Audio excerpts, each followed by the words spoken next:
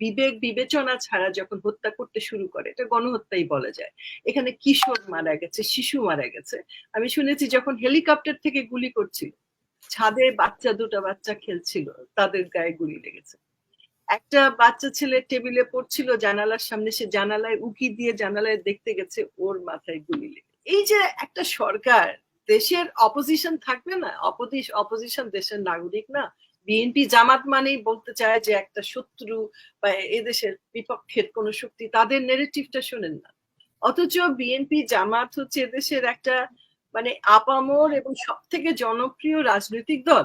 BNP যে পরিস্থিতির মুখোমুখি হচ্ছে, কিছু হলে বিএনপির উপরে প্রত্যেকটা নেতাকর্মী বাড়ি বাড়ি গিয়ে তারা খুঁজে খুঁজে মানুষকে ধরে নিয়ে যাচ্ছে, কাউকে হত্যা করছে, কাউকে গুম করছে, কাউকে নিয়ে জেলে পুরেছে। আপনি আপনি নিশ্চয়ই জানেন যে কত মানুষ, অন্তত 25,000-এর উপরে অনেককে তারা গ্রেফতার করেছে, অ্যারেস্ট করে রেখে দিয়েছে জেলে।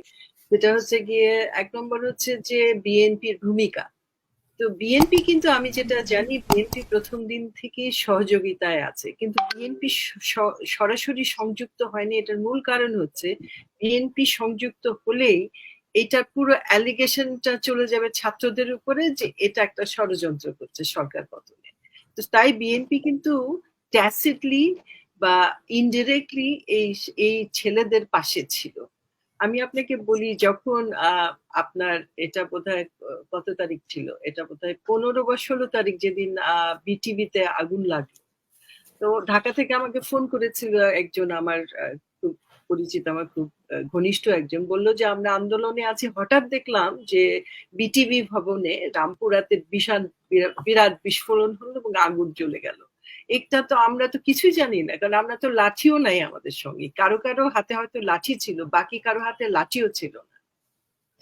এরকম পরিস্থিতিতে পুরো দোষটা চাপিয়ে দেওয়ার একটা পরিস্থিতি। এখন মূল কথা বলতে হবে, বিএনপি কিন্তু ছিল। বিএনপি আমরা তো সবাই জানি যে এই বাংলাদেশে বা এই বর্তমান সরকার, এই সরকার দখলদার সরকার আমি বলবো। কারণ একটা দেশের সরকার হলে সে দেশের জনগণের উপরে কখনো শুট অ্যাট সাইড অর্ডার দিয়ে আর্মি নামায় না, তাই না?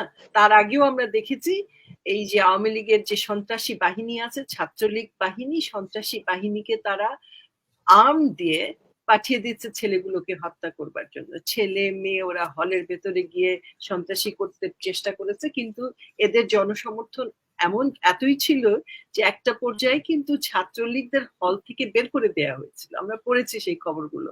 ভুয়া ভুয়া বলে সব ছাত্রলীগ কিন্তু হল থেকে বেরিয়ে গেছিল। তারপরে তাদের সাহায্য পাঠানো হলো হেলিকপ্টারে করে, তাদের জন্য বন্দুক, গুলি এইসব পাঠানো হলো, এবং তারপরে আবার তারা শক্তিশালী হলো এবং পুলিশের সঙ্গে তারা রাস্তা দেখে দেখে, আমরা অনেক ভিডিও দেখলাম, এত হৃদয় বিদারক একটা এক একটা মানে ছবি দেখলাম আমরা, রক্তাক্ত। মানে এইটা একটা দেশের নাগরিক আর একটা দেশের সরকার কি করে তাদের দেশের জনগণের উপরে এইভাবে এইভাবে নিষ্ঠুর, এটা তো আমার মনে হয় ইসরায়েলি ইসরায়েলিরা যে করছে একই সমপর্যায়ে কিন্তু এরা এরা এইরকম ভাবে আক্রমণ করেছে এবার এই যে ছাত্র জনতার উপরে। এই ছেলেরা যখন আন্দোলন করছে একটা ন্যায্য দাবি নিয়ে, একটা দেশের গণতান্ত্রিক, একটা মানুষের গণতান্ত্রিক অধিকার আছে, কথা বলার অধিকার আছে, আহ আন্দোলন করবার অধিকার আছে, তার একটা দাবি, ন্যায্য দাবি নিয়ে এগিয়ে আসছে। সারা দেশের জনমানুষ, জনগণ, জনতা এদের সঙ্গে সংযুক্ত হয়েছে। কেউ কেউ মানসিক ভাবে হয়েছে, নৈতিক ভাবে হয়েছে। এবং বিএনপি তো আমি যেটুক জানি, বিএনপি প্রথম দিন থেকেই কিন্তু এদের সঙ্গে ছিল। এখানে প্রথম দিকে একটা খেলা ছিল, সেই সরকার করেছে কি যে প্রথম যে রায়টা দিল বা পরবর্তীতে যখন অ্যাপিল করা হলো, অ্যাপিলে যে রায়টা দিল, বললে সরকারের উপরে ছেড়ে দিল যে ঠিক আছে, সরকারের উপরে আমরা ছেড়ে দিলাম, সরকার চাইলে এটাকে পরিবর্তন করতে পারবে। সেখানে সরকার কিন্তু কোনো কথা নাই। সরকার বলছে যে তোমাদের দিব নাকি মুক্তিযোদ্ধাদের জন্য দিব, নাকি রাজাকারের নাতিপুতিদের দিব, মানে যে একদিকে মুক্তিযোদ্ধা আর একদিকে রাজাকার, এই যে একটা দেশে একটা প্রতিপক্ষ তৈরি করে দিল, একটা ডিভাইড করে ফেলল। এখানে দেখেন কত হাস্যকর। আমি এই যে সারা বিশ্বে কিন্তু এই যে বাংলাদেশে যে আন্দোলন এবং যেই গণহত্যা বলবো আমি, এক পর্যায়ে এটা গণহত্যা রূপ ধারণ করেছে। কারণ যখন সরকার যখন জনগণের প্রতিপক্ষ হয়ে দাঁড়ায় এবং ধর্ম মানে সব কোন রকম বিবেক বিবেচনা ছাড়া যখন হত্যা করতে শুরু করে এটা গণহত্যাই বলা যায়। এখানে কিশোর মারা গেছে, শিশু মারা গেছে। আমি শুনেছি যখন হেলিকপ্টার থেকে গুলি করছিল, ছাদে দুটো বাচ্চা খেলছিল, তাদের গায়ে গুলি লেগেছে। একটা বাচ্চা ছেলে টেবিলে পড়ছিল জানালার সামনে, সে জানালায় উকি দিয়ে জানালায় দেখতে গেছে, ওর মাথায় গুলি লেগেছে। ছোট বাচ্চা, 8 বছর, 9 বছর, 11 বছর। এটাকে আপনি কিভাবে বলবেন? যেভাবে মেরেছে, মেয়েদের যেভাবে হত্যা করেছে, আর লাশগুলো গুম করেছে, লাশগুলো বিভিন্ন জায়গায় তারা লাশগুলোকে গুম করে ফেলেছে। যে উনি ইমরান সাহেব বললেন যে মফিদুল, যেটা যারা বেওয়ারিশ লাশ দাফন টাফন করে এই প্রতিষ্ঠানটা, এরা অনেকগুলো লাশ দাফন করতে চেষ্টা করেছে, কিন্তু অগণিত লাশ। আপনার প্রথম আলোতে শেষ পর্যন্ত বললো যে প্রায় 1000 মানুষ মারা গেছে। সরকারের তো ন্যারেটিভ হচ্ছে 155-200, মানে ছুঁই ছুঁই করছে, 200 হয় না। এত মৃত্যুর পরেও তারা বলে। কারণ আপনি দেখেন যেখানে মানুষ আন্দোলন করছে, ছেলেরা আন্দোলনরত, সেখানে তারা হেলিকপ্টারে করে গুলি করছে। তো হেলিকপ্টারে গুলি করলে কত মানুষের মৃত্যু হতে পারে আপনি খেয়াল করেন। তারপরে তো পেটোয়া বাহিনী আছে, সন্ত্রাসী বাহিনী আছে, ছাত্রলীগের পুরো আর্ম ছাত্রলীগের হাতে দিয়ে তারপরে তারা পুলিশের সঙ্গে দাঁড়িয়ে তারা মানুষকে, সাধারণ মানুষকে গুলি গুলি করছে। মা আছে, বাবা আছে, দাদি আছে। সারা বাংলাদেশের মানুষ এখন একটা এক একজন আই উইটনেস, যে গণহত্যা করেছে তারা, এটার হচ্ছে সাক্ষী হচ্ছে বাংলাদেশের, সারা বাংলাদেশের মানুষ। এবং এখন তো সবার হাতে মোবাইল আছে। দেখেন ইন্টারনেটটা ডাউন করে দিল, প্রায় 5 দিন ইন্টারনেট বন্ধ করে রেখে যা ইচ্ছা তাই করলো। এখন কি কি বলছে তারা? নানান রকমের কথা বলছে যে এটা ষড়যন্ত্র, এটা ছাত্ররা করেনি, এটা বিএনপি জামাত করেছে, তারা এই করছে। আর এমন করে বিএনপি আর জামাতের নাম বলে মনে হয় বিএনপি জামাত। আমরা কিন্তু এই যে আমাদের তথ্যমন্ত্রী যিনি, উনি আল জাজিরাকে বলেছেন যে এটা আন্দোলনকারীরা করেছে এরকম নাশকতা, সেটা উনি স্বীকার করেন, মানে সেটা উনি বলছেন না। কিন্তু আবার উনি 2 দিন আগেই বলেছেন যে আবু সাইদের কথা উনি উল্লেখ করেছেন যে বিএনপি জামাত যাকে ডিক্টেট করে মাদকাসক্ত দিয়ে তাদেরকে মাদকাসক্ত করে ফেলেছে, এবং আবু সাইদের কথা উনি বলেছেন। তাহলে 2 রকমের কথা আমরা ওনাদের থেকে শুনতে পাচ্ছি। হ্যাঁ, তাদের তো তান্ত্রিক এই যে এক ধরনের কন্ট্রাডিকশন তো তাদের হবে। কারণ কি, তাদের তো কোনো ভিত্তি নাই। আজকে যে মিথ্যাচার করে এই দেশটাকে পরিচালনা করছে, ষড়যন্ত্রগুলো দেখেন। আপনার 28শে অক্টোবরে যে ষড়যন্ত্রটা হয়েছে, total crackdown on the opposition, total crackdown করেছে। কিভাবে করেছে দেখেন, কত রকমের ষড়যন্ত্র। তারা বলছে যে সাউন্ড ক্র্যাকার মেরেছে, এদিকে দেখা গেছে যে ছাদের উপর থেকে গুলি করছে, ছাদের উপর থেকে গুলি করেছে, অনেকে আহত। আমার 3 জন আহত পরিচিত আহত লোক, মানে ছেলে পেলেরা আহত হয়েছে।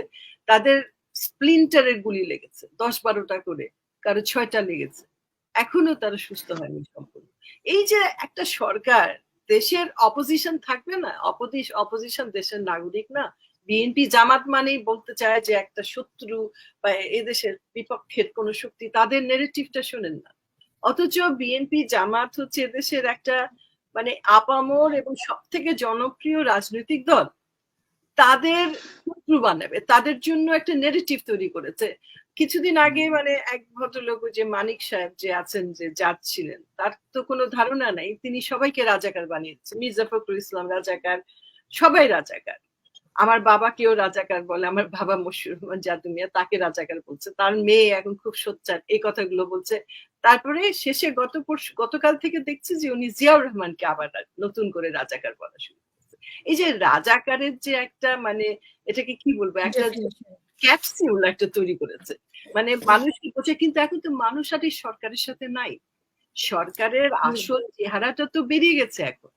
আপনি বলেন বিএনপি কি করে সংযুক্ত হবে? বিএনপি কে তো আপনি জানেন, বিএনপিরও তো অনেকে মারা গেছে, ছাত্র দলের 2-3 জন মারা গেছে, গ্রেফতার হয়েছে, প্রতিদিনই গ্রেফতার হচ্ছে। মৃত্যু সংখ্যা তো অনেক, এক কয়েকজন বলছে 7 থেকে 10 হাজারের উপরে হত্যা করা হয়েছে, সারা বাংলাদেশে হত্যা করা হয়েছে।